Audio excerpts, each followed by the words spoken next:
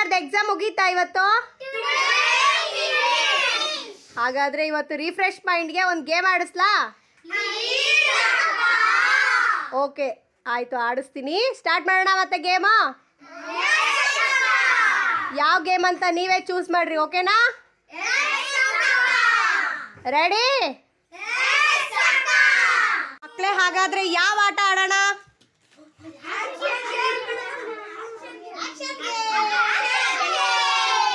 ಯಾವ ಗೇಮು?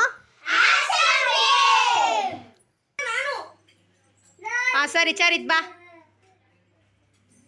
ಚರಿತ್, ನಿನಗೆ ಏನು ಆ್ಯಕ್ಟ್ ಮಾಡ್ಬೇಕು ಅನ್ನೋದು ಗೊತ್ತಿದೆ ಅಲ್ಲ?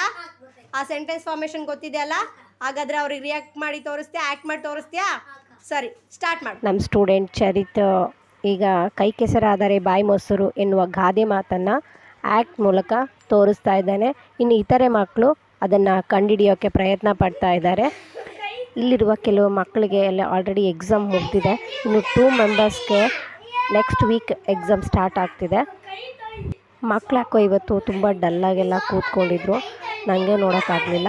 ಸ್ವಲ್ಪ ಮಕ್ಕಳನ್ನೆಲ್ಲ ಸ್ವಲ್ಪ ಚಿಯರ್ ಅಪ್ ಮಾಡೋಣ, ಸ್ವಲ್ಪ ಮೈಂಡನ್ನು ರಿಫ್ರೆಶ್ ಮಾಡೋಣ ಅಂಥೇಳಿ ಈ ಗೇಮ್ನ ಆಡೋಕ್ಕೆ ಪರ್ಮಿಷನ್ ಕೊಟ್ಟೆ. ಮಕ್ಕಳು ತುಂಬ ಖುಷಿಯಾಗಿ ಹೋಗ್ಬಿಟ್ರು. ನಮ್ಮ ಪಾಪು ಕೂಡ ತುಂಬ ಶಾಕಾಗಿ ನೋಡ್ತಾ ಇದ್ದ, ಏನೋ ಮಾಡ್ತಿದ್ದಾರೆ ಇವರು ಅಂತ. ಬಟ್ ಖುಷಿಯಾಗಿ ಆಟ ಆಡ್ತಾ ಇದ್ದ.